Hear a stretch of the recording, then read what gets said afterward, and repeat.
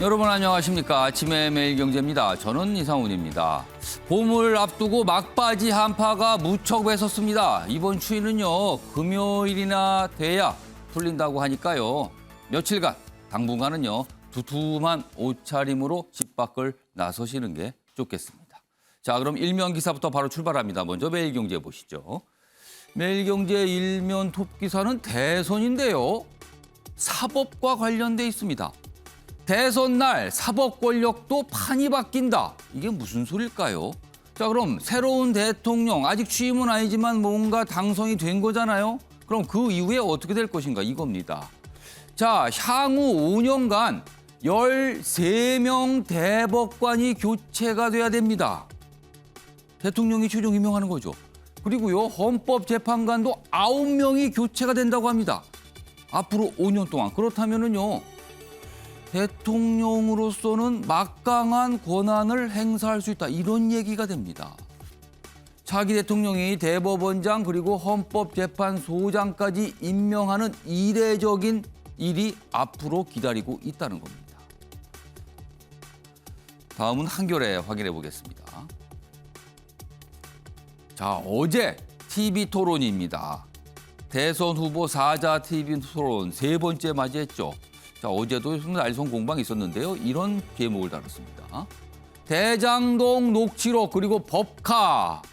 이재명, 윤석열 사사건건 격돌했다. 어제 모습입니다. 좀 더 보죠. 이재명, 윤석열 연륜을 캐물었는데 이재명 게이트라고요? 허위된 사퇴하셔야 될 것 같습니다. 이런 얘기가 나왔고요. 윤석열, 녹취록을 다 털어봅시다. 이렇게 또 얘기합니다. 그러면서 법카 공금 횡령에 말을 안 하더군요. 왜 그러십니까? 또 이렇게 압박을 했습니다. 이번엔 조선일보 보시죠. 자, 어제 이제 국회 상황입니다. 대선 직전인데 자영업자 300만 원 그리고 법인 택시 150만 원 이렇게 지급하는 걸로 어제 추경이 통과가 됐습니다. 여야가 합의해서 16조 9천억 원 추경 통과. 정부안이 한 14조 조금 더 됐거든요. 좀 늘어났습니다. 여기 뭐 프리랜서 최대 100만 원 지급이다. 그러니까 이 기사는요. 대선 직전인데 뭔가 정부가 생색내는 거 아니냐. 뭐 이런 관점으로 좀 기사를 좀 다루고 있습니다. 마지막으로 국민일보 보겠습니다. 재택치료 새 감염 고리가 됐다. 가족 모두 감염돼야 끝난다. 그렇습니다. 지금요. 자율격리, 자율방역, 자율추적입니다. 다 자율적으로, 좋은 말로 자율적으로, 편한 말로는 알아서 하세요입니다. 지금. 공간 분리하는데 추가 감염 불가피하다. 그러니까 가족 중에 한 명 확진자 나오면요. 다른 가족들 쉽게 걸린다는 거죠. 격리 선택한 50대 숨진 채 발견하기도. 또 혼자 있자니 불안하고 같이 있자니 가족들 감염 걱정되고 뭐 이런 상황이라는 겁니다. 재택치료가 새 감염 고리가 됐다. 이런 기사입니다.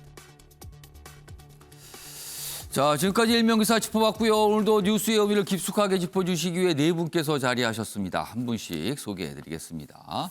자, 먼저 화면 가장면 쪽에 앉아 계십니다. 배종호 세한대 교수 자리하고 계십니다. 그리고 그 옆에는요. 김종혁 정 중앙일보 편집국장 나와 계시고요. 세 번째 자리에는 한민수 민주당 선대위 공보단 부단장 나와 계십니다. 그리고 마지막으로 윤희석 국민의힘 선대본 대변인 나와 계십니다. 자, 네 분 안녕하세요. 안녕하세요. 안녕하십니까.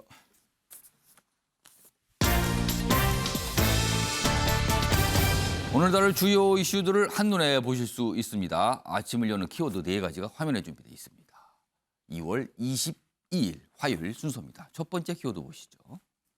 기축통화입니다. 어제 토론에 많은 내용이 있었어요. 그리고 상대를 공격하는 어떻게 보면 네거티브로 보이는 그런 모습도 있었는데요. 채권과 그리고 국채와 관련된 뭔가 얘기를 하다가 기축통화라는 표현이 딱 나왔습니다. 약간 공방처럼 좀 비춰졌죠? 다뤄보겠습니다. 두 번째 키워드 보겠습니다. 안철수의 압박. 어제 TV 토론 중에서요. 안철수 국민의당 후보가 윤석열 국민의힘 후보를 향해서 굉장히 몰아세웠습니다. 압박을 한 거죠. 앞선 토론에서는 주로 이재명 민주당 후보를 겨냥해서 압박을 했는데 어제는 압박의 대상이 바뀐 걸로 보입니다. 이유가 있을 겁니다. 세 번째 키워드 보겠습니다. 괴물보단 식물. 이게 무슨 말일까요, 지금요? 이낙연 전 민주당 대표의 측근으로 꼽히시는 분이 어제 윤석열 후보 지지를 선언했습니다. 그러면서 이유를 댄 것 중에 하나가 바로 이겁니다. 괴물보단 식물을 선택하는 게 낫다. 그래서 지지한다는 겁니다. 준비돼 있습니다. 마지막 키워드 보시죠. 뺑뺑이 도는 구급차. 아이, 아주 어린 아이입니다. 코로나 확진된 상태죠. 상태가 안 좋아서 병원을 찾았는데 결국은 10군데 넘게 전화를 해고서야 시간이 지나서야 도착했습니다. 그러나 아이는 목숨을 잃었습니다. 이런 상황 정부가 좀 더 챙길 수 없었던 걸까요? 예상 못했던 걸까요? 짚어보겠습니다.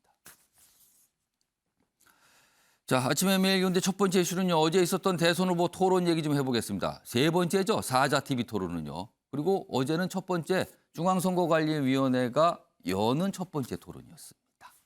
자, 먼저 첫 번째 기사 보시죠. 어제 주요 발언을 좀 소개하고 있어요. 윤석열 법과 횡령 이렇게 공격을 했죠. 공세를 했습니다. 그러자 이재명 패널인데요. 이른바 윤주거 패널이라고 써 있네요. 여기는요. 윤주거 패널을 꺼냈다. 그러니까 여기서 보면은 김만배 씨 녹취록 내용 중에 뭐 윤석열 후보 이런 게 있거든요. 그거를 어제 이재명 후보가 이 패널을 들고 나서 설명을 한 거예요. 좀 더 보겠습니다. 대선 후보 4명 선관위 주간 첫 토론회를 열었는데요. 윤석열 공금 횡령 책임져야 이렇게 공세를 합니다. 이렇게 공세를 해요.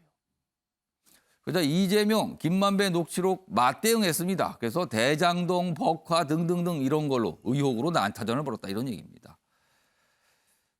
자, 그럼요. 어제 이 대목 영상으로 확인해 보겠습니다. 정말 그 말씀하셔서 제가 아까 이거 준비해 왔는데 제가 안 보여드리려다가 이거 한번 꼭 보여드려야 되겠어요. 윤석열은 원래 죄가 많은 사람이야. 내가 가진 카드면 윤석열은 죽어. 이거 들어보셨죠? 녹취록에 있는 거. 김만배의 녹취록입니다. 검찰 녹취록. 그 사람들은 뭐 우리 이재명 후보하고 훨씬 가까운 측근이고 제가 듣기로는 그 녹취록 끝부분을 가면 이재명 게이트란 말을 김만배가 한다고 그러는데 이재명 게이트라고 있다고요. 그 녹취록 중에 내세요. 지금 허위 사실이면 후보 사퇴하시겠습니까? 또 여당 후보로서도 지금 이 집권당의 그 집권 정부의 방역 정책의 실패를 이제 인정을 하셨는데 이 민주당이 대선에서 책임을 져야 된다는 그런 뜻 아니겠습니까? 야당 코스프레 하는 게 아니라 전 이걸 한번 우리 심상정 후보님께 의견을 한번 듣고 싶습니다. 제가 말씀을 드리도록 하겠습니다. 저한테 다 물어놓고 제가 답은 길 안 주고 저기다 의견을 물어봐요. 지금 들어보는 겁니다. 또 얘기해 봐야 또 뭐 본인 얘기만 할 게 뻔해서 뭐 어제 많은 장면이 있었는데 저 장면이에요. 뭐 대장동 관련해서 서로를 공격했죠.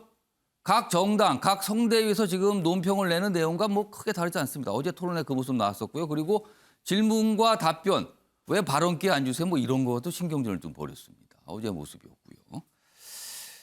이 얘기를 계속 해봐야 사실은요. 오늘도 이 얘기 또 정치권이 할 거거든요. 똑같은 공방 계속 이어지는데 아마도 선거일 직전까지 이런 공방은 지속될 것 같습니다. 그리고요. 그래서 다음으로 넘어가겠는데요. 어제 이런 얘기가 좀 나왔거든요. 기사로 먼저 보겠습니다. 윤석열 국채 얼마든 발행해도 되나? 뭐 이런 질문을 던지죠. 그러면서 대화가 오가다가 이재명 후보가 한국, 우리나라입니다. 한국 기축통화국 가능성이 높다. 이 얘기를 딱 던져요. 그러니까 기축통화는 전 세계 통용되는 화폐. 지금 공식적으로 5개 정도 기축통화가 지정돼 있거든요. 국제통화기금, 뭐 IMF가 이렇게 지정하는 어떤 뭐 방법이 있는데 우리나라가 여기가 된 가능성이 있다. 이 얘기를 꺼낸 거예요. 좀 더 보죠. 사실 이 얘기는요. 우리나라 이제 국가 부채, 정부 부채 이런 얘기를 하다가 나온 거예요. 안철수 빚 얻지 않고 재원 확보할 수 있는 코로나 특별하게 만들어야 된다. 그리고 뭐 부동산 정책에 대한 뭐 압박도 있었습니다. 자, 그럼요. 이 기축통화가 나온 대목의 뭐 공방일까요? 대화일까요? 그 모습 들어보겠습니다. 우리나라에서 네. 국민들의 가계 부채 비율이 너무 높아서 전 세계적으로 제일 높다고 합니다. 국가 부채 비율은 전 세계에서 가장 낮은 축에 속하죠. 국가의 부담을 개인에게 떠넘기기 때문인데 국채는 도대체 GDP 대비 몇 퍼센트 정도까지 하는 게 맞다고 보시냐 하는 거를 지금 물어보는 겁니다. 지금은 낮다, 여력이 있다. 본인은 몇 %라고 생각합니까? 한 50%에서 60%를 넘어가면 비기축통화 국가인 경우에는 좀 어렵다고. 우리가 곧 기축통화국으로 될 가능성이 매우 높다. 지금 현재 우리가 기축통화국에 들어가지고 있지 않다. 그게 굉장히 문제고 재정 운용은 굉장히 신중하게 그리고 보수적으로 해야만 된다. 자, 김준영 정부장님, 사실은요, 이 국가 부채 최근에 정부가 돈을 참 많이 쓰고 있잖아요. 근데 이게 결국엔 다 부채다. 이거 빚을 져야 된다 이런데 과연 정부가 질 수 있는 빚의 적정선은 어딘가 이걸 놓고 토론을 벌인 거예요. 지금까지도 엄청난 토론이 있었는데 자, 그래서 빚을 좀 더 져야 된다는 쪽에서는 계속 논리가 다른 나라 비교해서 OECD 비교해서 선진국에 비해서 우리가 낮다. 그런 논리를 펴다가 어제 이재명 후보가 드디어 기축통화 얘기까지 꺼낸 거예요. 우리가 그 기축통화가 되니까 그게 부담이 없다라고 했습니다. 어떻게 들으셨습니까? 그 제가 뭐 경제 전문가가 아니니까 경제학자들처럼 그렇게 자세히 설명드릴 수는 없지만 일단 여러 가지 기본 전제가 잘못된 것 같아요. 저희가 OECD 국가에 비해서 국가 부채가 작다라고 하지만 국가 부채를 산정하는 것은 D1, D2, D3 뭐 이런 경제 용어가 있잖아요. 그래서 뭐 일반 부채냐 거기다가 그 비영리 공공기관 혹은 또 나머지 공공 부분까지 포함시킬 거냐에 따라 다른데 저희 나라 같은 경우는 대한민국 같은 경우는 공공기관의 빚이 다른 나라에 비해서 일단 숫자도 엄청 많거니와 그 빚이 굉장히 많아서 그것을 다 포함시킬 경우에는 거의 100%가 넘어선다라는 얘기가 있거든요. 빚을 어느 정도까지 빚으로 볼 거냐에 따라서 달라진다는 거네요. 그렇죠. 근데 지금 문재인 정부에서는 계속 D3 부분을 제외하고 일반 부채만을 얘기하고 있기 때문에 그게 OECD 국가 중에서 우리가 50%가 안 된다 이렇게 주장을 해왔어요. 그리고 또 하나 저희가 그 주목해야 될 것은 아니 그동안에 해방 이후에 70년 동안 약 600조 정도의 국가 채무가 있었잖아요. 근데 이 정부 들어와서 5년 사이에 그게 400조 이상 늘어나서 1000조를 넘어섰단 말이에요. 가파르게 늘었다는 거죠. 그렇죠. 지금. 그리고 앞으로 고령화라든가 연금 부분이라든가 경제성장, 그 저하될 경제성장 같은 걸 그 생각을 해본다면 저희는 굉장히 그 경제 체질을 강화시켜야 되는 그런 상황이에요. 거기다 근데 지금 저 이재명 그 후보께서 국채 부분을 계속 말씀을 하고 계시니까 그거를 이제 문제를 삼았더니 우리가 기축통화국이 될 가능성이 높다 이렇게 답변을 매우 높다라고 얘기를 하셨단 말이에요. 아 그렇게만 되면요 얼마나 좋겠습니까? 우리가 그렇게 강대국이 돼서 정말로 우리나라 돈으로 떵떵거리면서 결제를 국제 신용 결제를 할 수 있으면 얼마나 좋겠습니까만 제가 보기에는 그 단기간에 가능한 사실도 아니거니와 그래서 그렇게 희망을 제시하니까 나중에 그 대화가 이미 토론 과정에서도 그리고 대화가 끝난 다음에도 야 우리나라가 이제 전 세계를 지배하게 됐다라는 그런 패러디도 막 나오고 있거든요.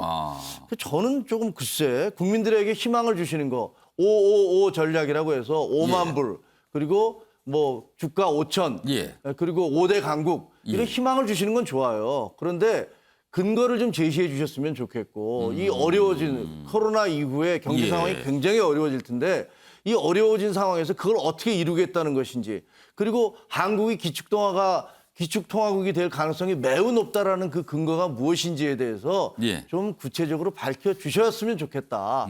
그게 아니라면 그냥 희망 고문에 불과할 뿐이다. 이런 생각이 듭니다. 자, 윤희석 대변인께서 발언기 요청하시는데 먼저 한민수 부단장 발언부터 좀 듣고 제가 발언기 드릴게요.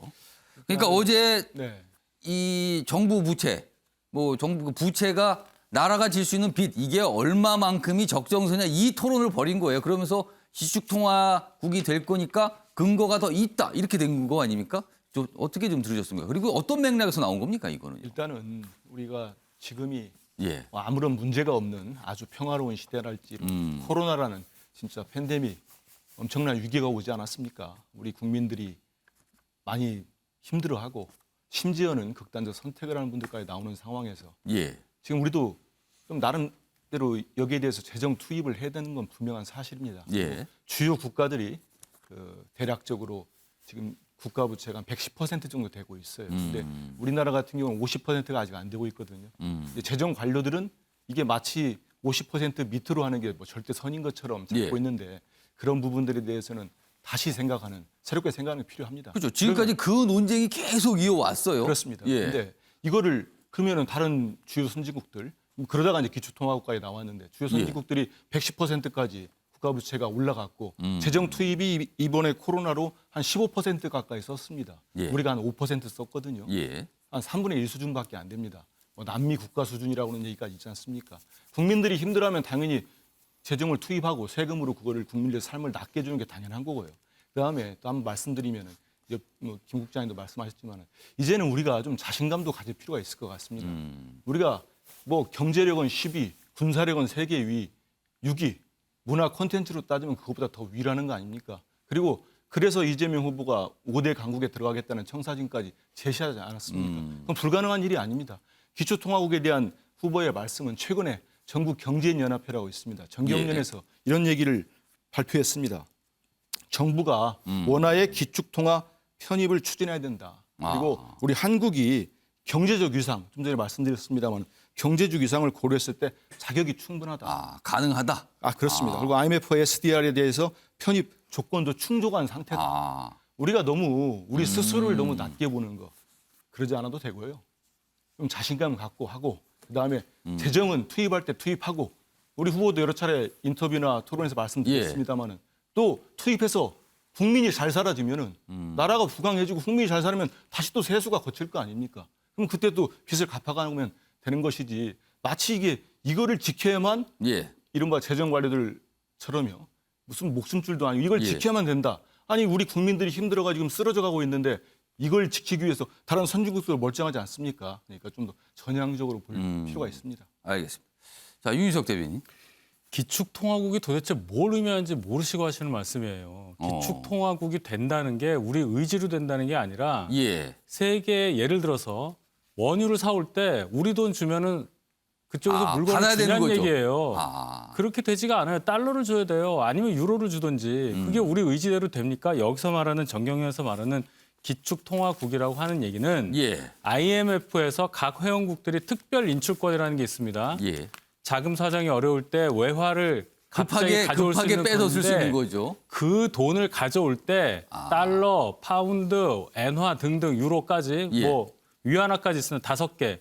그 돈으로 가져올 수 있는데 거기에 원화도 편입시킬 수 있다는 의미지. 국제시장에서 결제 수단으로 통용될 수 있는 달러와 같은 유산을 갖고 있는 기축통화가 우리 원화가 된다는 것은 경제 규모나 여러 가지 사정으로 봤을 때 우리 의지로 되는 게 아니에요. 그러니까 지금 이재명 후보가 어제 한국이 기축통화 가능성이 높다. 기축통화국이 될 가능성이 높다고 말씀하신 것은 전혀 뭔가를 잘못 알고 말씀하신 거다. 이 말씀을 꼭 드립니다. 알겠습니다. 자, 아무튼 공방이었어요. 그리고 이제 정부 부채, 이 나라가 질 수 있는 빚, 이 규모에 대한 논쟁인데요. 사실은요.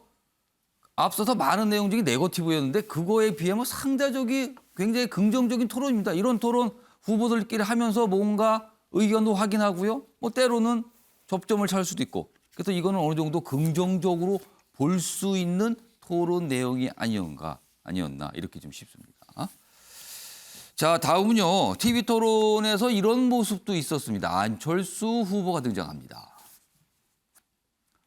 단일화 결렬 이후에 윤석열의 날을 세운 안철수. 그러니까 이 기사는 어제 TV토론 보니까 안철수 후보가 조금 압박을 강하게 하던데 혹시 이거 단일화 이거 불발된 거 이게 뒤끝나무가 아닙니까? 이렇게 보는 기사군요. 뭐 토론의 모습이라고 이제 소개를 하고 있는데요. 다음 기사를 더 보겠습니다. 안철수, 윤석열 답변 도중에 눈 감고 고개를 가로젓기도 했다. 이거는 상대방 무슨 의미였을까요? 자, 그럼요. 기사 2개 소개해 드렸는데요. 이 내용을 모두 담은 영상 준비했습니다. 보시죠. 지금 말씀이 좀 이렇게 돌아가고 지금 핀트를 못 잡고 계신 것 같아서 다시 여쭤보면은 재정은 확장해야 되고 그렇지만 재정 건전성은 확보를 해야 됩니다. 그러면 생각하신 방법이 있으신지요? 불가피하게 재정 확장과 또 그 금융 긴축이라는 게 올 수밖에 없기 때문에 이게 뭐 어느 당국이라 하더라도 여기에 무슨 일반적인 해답은 없습니다. 아마 깊이 고민을 안 하신 것 같은데요. 윤 후보께서 생각하시는 디지털 데이터 경제가 뭡니까? 핵심이 뭐라고 생각하십니까? 저는 이 5G라든가 이런 그 데이터들이 신속하게 움직일 수, 이동할 수 있는 그런 네트워크를 구축하고 그리고 이것이 전부 클라우드에 모여서 집적하고 분석할 수 있는 AI 알고리즘이 중요하다고 생각합니다. 그건 전부 저 하드웨어 쪽이지 데이터나 인프라 쪽은 아닌데요. 그렇지 않- 정부 데이터 개방에 대해서는 어떻게 생각하십니까? 정부 데이터는 공유할 수 있는 것도 있고 또 보안 사항도 있는 거 아니겠습니까? 저런 모습이었군요. 고개를 가로젓는 모습이. 그러니까 왠지 안철수 후보가 본인이 굉장히 자신 있는 분야를 골라서 윤석열 후보가 왠지 약할 것 같다는 생각을 하면서 압박을 한 것 같아요. 그러면서 마지막에는 고개를 가로젓는 모습까지 나타났는데요. 배종우 교수님. 네. 앞선 사자 토론 때는 확실히 이재명 후보에 대한 압박이 많았어요. 안철수 후보의 모습. 근데 어제는 주로 거의 대부분의 시간을 윤석열 후보에 대해서 뭔가 질문을 던지고 압박하는 데 썼거든요. 단일화 불발의 뒤끝입니까? 어떻게 판단하십니까? 뭐 당연히 그렇게 해석할 수밖에 없겠죠. 그런데요. 안철수 후보가 윤석열 후보를 압박하고 나선 것은 사실은 2차 TV 토론 때부터 그랬어요. 그때도 이제 24번이나 윤석열 후보를 향해서 집중 공략을 했고. 그럼 그때하고 연장선이라고 봐야 됩니까? 저는 그렇게 봅니다. 그러니까 그때는 이제 주택 청약 제도를 가지고 상당히 윤석열 후보가 흔들렸고 이번에 이제 디지털 데이터 경제가 뭐냐라는 부분 가지고 굉장히 윤석열 후보가 흔들리는 이제 그런 모습을 보였는데 지금 이제 안철수 후보가 이렇게 윤석열 후보를 압박하고 나선 것은 저는 두 가지라고 생각을 합니다. 하나는 독자 완주를 위한 윤석열 후보하고의 차별화 이렇게 해석이 가능하고요. 또 하나는 이재명 후보하고 단일화를 염두에 둔 그런 포석이다. 저는 그렇게 해석을 합니다. 왜 그렇게 해석을 하냐면은 이제 안철수 후보가 독자 완주를 하는 것은 개인적인 명분으로는 어느 정도 충족이 될 수 있지만은 정치적인 미래가 상당히 위험해진다는 정치적인 실리가 전혀 없다는 이제 그런 리스크가 있거든요. 이런 상황에서 지금 현재 실제로 민주당의 이재명 후보 측하고 그리고 안철수 후보 측은 이 단일화를 위해서 계속해서 지금 접촉하고 있는 것으로 알고 있거든요.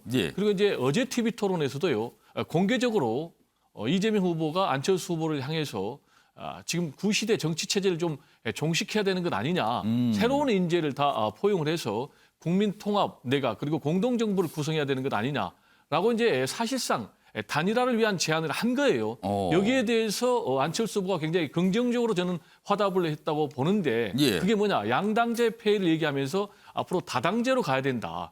그리고 타협과 협상의 정치를 해야 된다. 라는 이제 그런 긍정적인 메시지를 내놨거든요. 따라서 앞으로 이제 한 D-14일이 남았습니다만은 이것도 상당히 어떻게 보면은 긴 시간이라고 보거든요.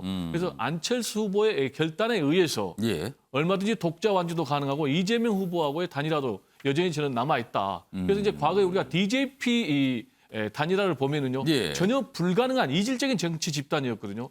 한쪽은 민주화 주도 세력, 한쪽은 산업화 주도 세력, 또 한쪽은 호남을 근거지로 하는, 또 한쪽은 이제 충청도를 근거지로 하는. 그렇지만은 IMF 국난 극복이라는 그런 명분, 따라서 지금 이제 코로나 위기 극복이라는 그런 명분, 그리고 또 새로운 진영을 탈피하는 통합의 정치 이런 명분까지 어우러진다면은 안철수 후보가 고심 끝에 저는 이재명 후보하고의 단일화를 전격적으로 진행할 가능성도 남아 있다 이렇게 저는 전망을 합니다. 어제 토론에서 사실 심상정 후보는 뭐 거의 모든 후보. 그러니까 안철수 후보는 상대가 적었지만 이재명 후보, 윤석열 후보에 대해서 여러 가지 이런 질문을 던지면서 공세를 좀 했거든요. 특히 윤석열 후보를 겨냥해서 뭔가 꼬집는 모습도 있었는데 그 모습도 준비했습니다. 보시죠. 한 시가 한 30억 정도 되는 집에 살고 계신데 혹시 종부세 얼마 내셨는지 기억하시나요? 글쎄 지난번에 말씀을 하셔서 한번 알아보니까 한 뭐 몇백만 원 내는 것 같은데요.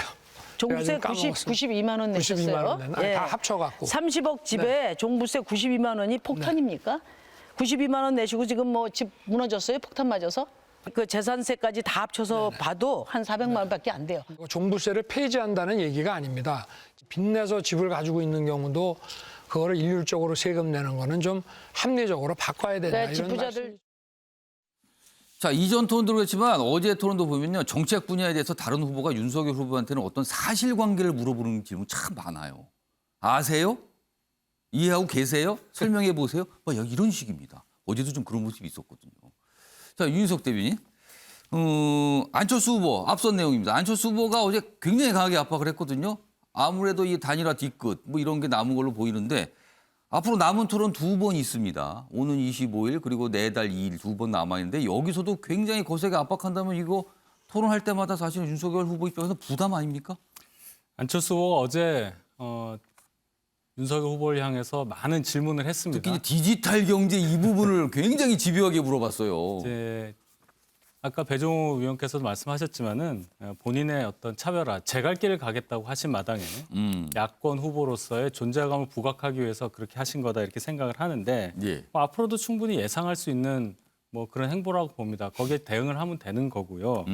그렇다고 해서 안철수 후보가 갑자기 민주당과 단일화를 한다는 얘기는 제가 조금 의문을 갖습니다. 아, 그거는 좀 어렵지 않겠는가 이 말씀인가요? 안철수 후보가 열흘 전에 저희에게 단일화를 제안할 때 분명히 정권 교체를 위해서라는 말을 했습니다. 예. 근데 얼마 되지 않아서 그 말을 뒤집고 민주당과 같이 하기에는 만약에 그게 된다면 중도를 대표한다는 그 안철수가 되지 않겠죠.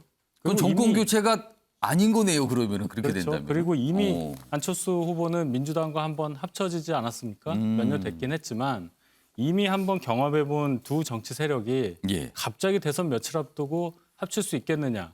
만약 그랬을 때 역풍 같은 걸 생각한다면 안철수 후보에 대해서 그런 예상하는 것은 그렇게 합리적이지 않아 보입니다. 일단 그럼요. 요거 주제가 나와서 이제 한민수 부단장께는 민주당은 그럼 지금 안철수 후보를 어떻게 바라보고 있는 건지 정말 일만의 가능성이 있다고 보면서 이런 모습이 나타나는 건지 이게 좀 궁금합니다. 그 전에 이제 좀 전 화면 보면은 예. 윤 후보님께서 이제 안철수 후보나 심상정 후보한테 좀 공박을 당하는 예. 모습들을 봤잖아요. 아마 그래서 그런지 몰라도 토론이 끝나면 후보들이 가장 본인이 잘 평가할 수 있지 않겠습니까? 그렇죠. 그런 얘기를 보통 하죠, 좀. 오늘은 잘 됐는지 예, 예. 아니면 자기가 제일 많이 압니다. 근데 단적인 그 장면이 예. 보통 이제 이번이 어제가 3차 토론이었잖아요. 보통 예. 토론은 처음이지만 그 끝나고 나면 후보들이 소감을 다 이제 방송 그렇죠. 바로 앞에서 수축 앞에서 하는데 대략적으로 이제 네 분이 다 하기로 돼 있었어요. 돼 있었는데 아마 윤 후보만 안 하고 그냥 가버린 것 같습니다. 어제 그때 왜 밤에 설명이 좀 많이 나왔어요. 길었어요. 왜 그래요? 기자들이 많이 물어봤거든요. 그러다 예. 보니까 아마 이재명 후보와의 이제 설전 여러 가지 공박보다도 그 외에도 또 안철수 후보에게 좀 전에 고개를 살려살려 옆에서 흔드셨잖아요. 예. 되게 어찌 보면은 기분 나쁘죠. 이런 부분들 또 30억 아파트에 이 세금까지 들고 나왔으니까 한 것 같은데요. 그러다 보니까 이제 심기도 불편하니까 아마 그냥 가버리신 것 같은데 뭐 국민들이 또 그것도 평가하지 않을까 싶습니다. 예. 그리고 단일화 부분은 사실 뭐 아무리 정치가 생물이기 때문에 뭐 지금 예측하기가 누구도 예. 맞다 아니다 할 수는 없을 겁니다. 예. 아마 이거는 후보들 간의 결단. 그거는 뭐 윤석열 후보도 저는 뭐 지금 대전이 포함될 수 있다고 주변의 보는데요. 참모들은 쉽게 알기 어렵다 이 말씀인가요? 그렇습니다. 뭐 결단하는 거는 최종적인 결단은 뭐 이번 같은 경우는 안철수 후보의 결단 아니겠습니까? 그렇기 때문에 상황은 그런데요. 제가 볼 때 안철수 후보나 우리 이재명 후보나 상당히 공통점, 지점들은 많이 있습니다. 어제 예. 토론에 나왔듯이 두 분 다 양당 체제가 가져온 지금의 문제점, 특히 87년 이후에 이 폐해에 대해서 공감하는 지점들이 많이 있습니다. 예. 그리고 특히 이제 선거제, 안철수 후보 같은 경우는 제3정당, 그 본인이 극중주의라고 해가지고 중도를 강하게 뭐 실천하겠다는 의지를 보이지 않았습니까?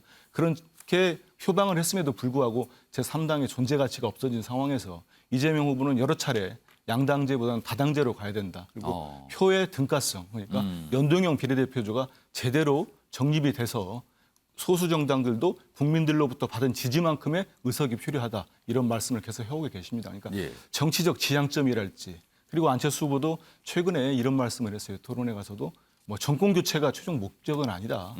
국민들의 삶을 낫게 하는 정치를 바꾸는 이게 바로 이재명 후보가 얘기하는 정치 교체거든요. 그런 지점에서는 공통점이 많다. 뭐 단일화 부분까지는 여전히 쉽게 누구도 예측할 수 없는 부분 아닐까 싶습니다. 알겠습니다.